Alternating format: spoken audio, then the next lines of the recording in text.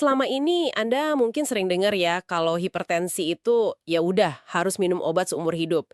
Tapi gimana kalau ternyata akar masalahnya itu bukan di jantung atau pembuluh darah Anda, melainkan di organ yang mungkin nggak pernah Anda duga sama sekali, yaitu lambung Anda. Ya, ini adalah sebuah gagasan yang cukup menantang pemahaman kita selama ini. Nah, dalam pembahasan kita kali ini, kita akan coba bongkar mata rantai yang tersembunyi ini. Dari lambung sampai bisa jadi stroke. Dan kita akan lihat, apa betul ada jalan untuk benar-benar tuntas dari masalah ini? Oke, mari kita bedah sama-sama ya. Pertama, nanti kita akan lihat bedanya antara pengobatan yang cuma menekan gejala dengan pendekatan yang katanya menyasar langsung ke pabrik masalahnya. Betul. Kemudian, kita akan telusuri alurnya. Lengkap, langkah demi langkah. Bagaimana gangguan lambung yang seringnya tanpa gejala bisa berujung ke penyumbatan pembuluh darah di otak dan jantung.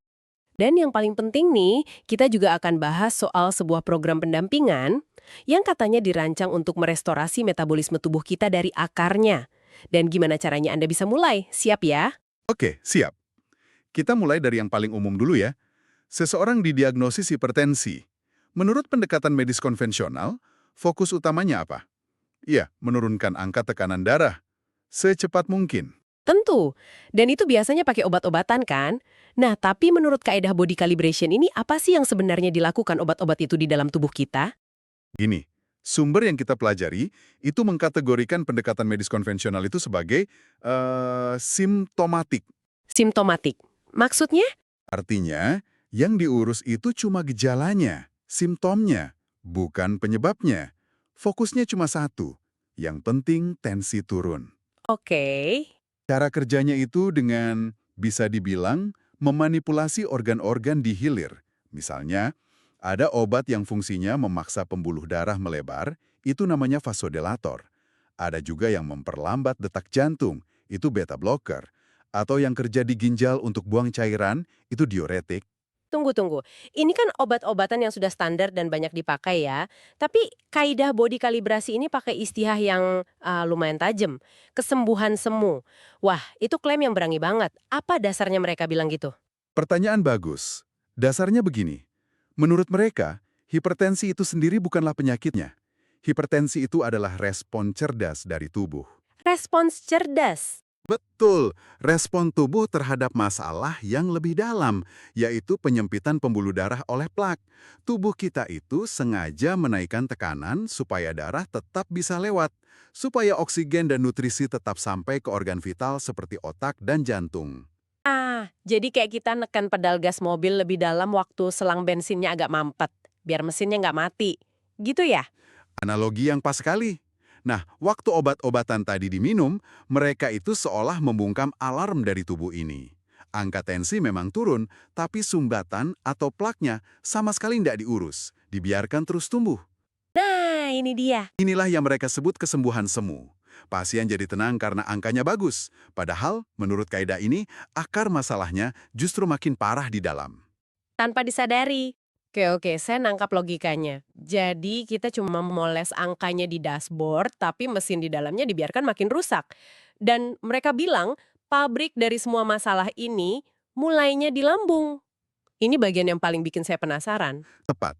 Disinilah mereka menawarkan sudut pandang yang sama sekali berbeda. Akar dari semua ini, kata mereka, adalah kegagalan metabolisme yang dimulai dari gagalnya fungsi lambung. Oke, ayo kita ikuti jejaknya. Saya mau kita benar-benar uji alur logikanya, satu persatu. Gimana ceritanya masalah di lambung, yang kita anggap paling cuma mahah atau kembung, bisa sampai menyumbat pembuluh darah di otak? Alurnya mereka jelaskan sangat sistematis. Pertama, kita harus luruskan dulu definisi gangguan lambung menurut kaidah ini. Oke. Ini bukan sekedar rasa nyeri atau perih ya. Definisinya adalah kegagalan lambung mengubah makanan menjadi nutrisi. Dan ini klaim mereka yang paling mengejutkan. Sekitar 80-85% kasus ini terjadi tanpa gejala sama sekali. Sebentar, tanpa gejala. Itu kan poin yang krusial banget. Kalau nggak ada gejala, gimana orang bisa tahu? Ini kayak bom waktu yang nggak ada suaranya dong. Tepat sekali, makanya disebut mata rantai tersembunyi.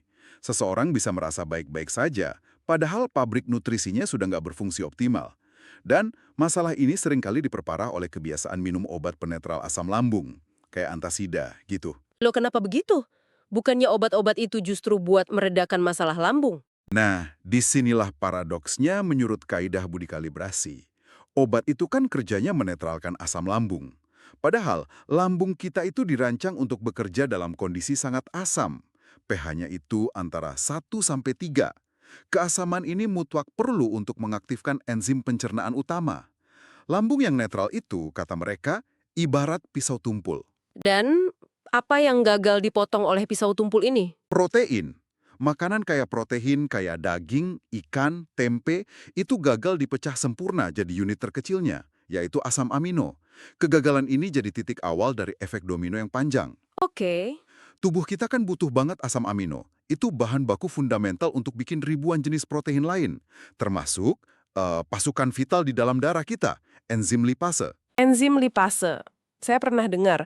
Tugasnya apa persisnya enzim ini? Tugas utamanya itu mengurai lemak di peredaran darah. Coba bayangkan ya, Anda makan makanan berlemak. Lemak itu, dalam bentuk trigliserida, masuk ke aliran darah.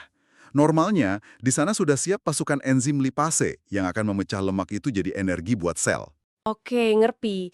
Tapi dalam skenario bodi kalibrasi ini, karena lambungnya tumpul, bahan baku asam amino kurang, terus apa yang terjadi? Produksi enzim lipase anjlok.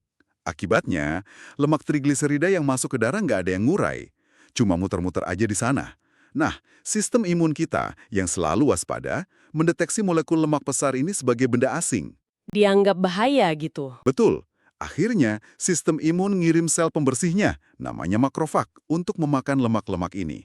Jadi ini sebenarnya respons pertahanan tubuh yang normal.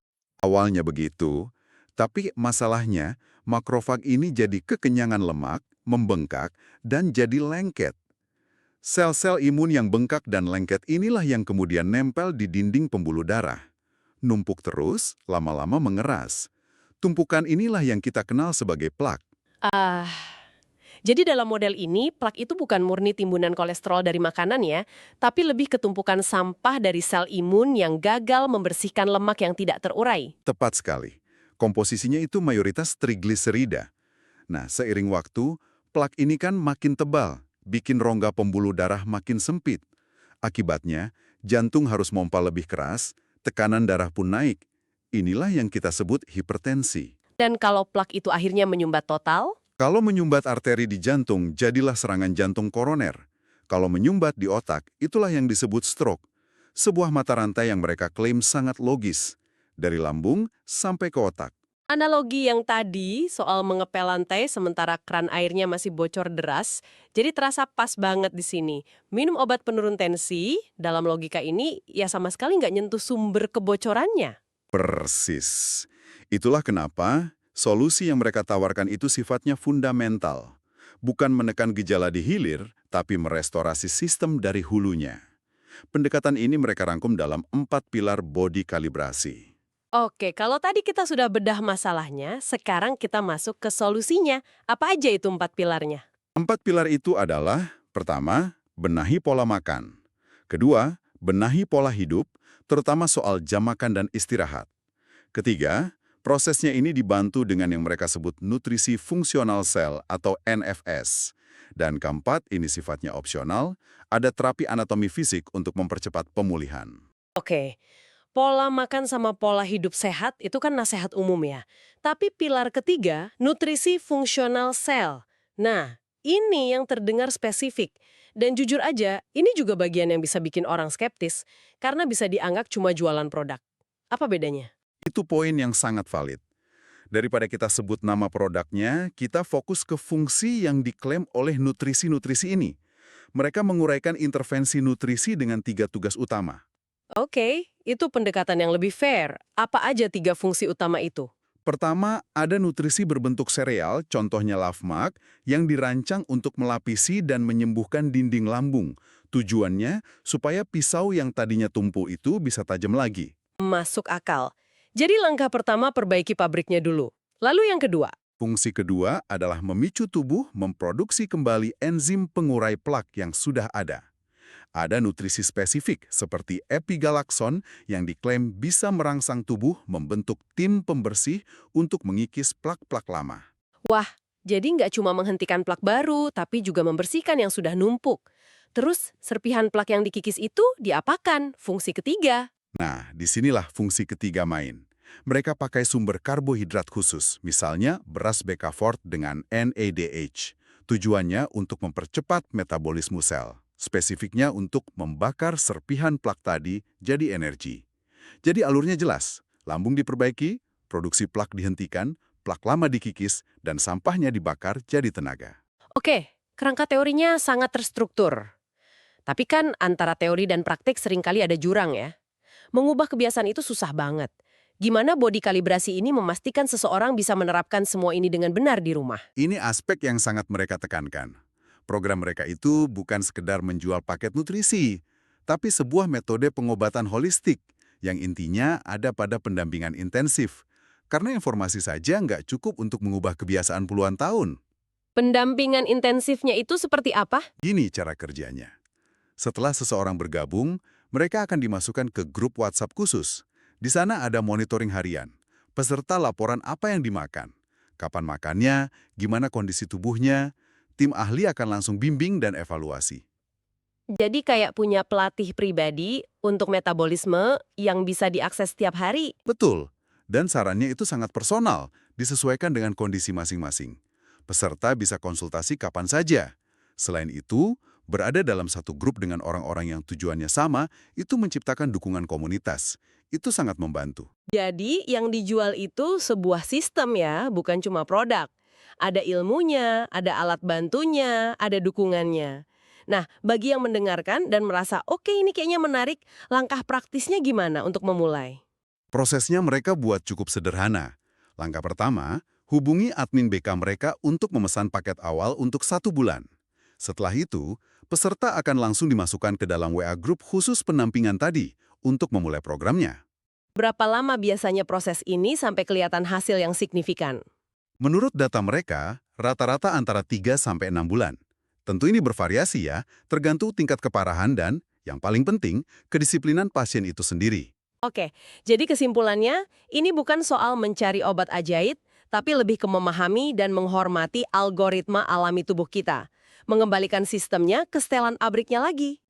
Penyakit degeneratif itu kan akumulasi dari pelanggaran aturan alami tubuh selama bertahun-tahun.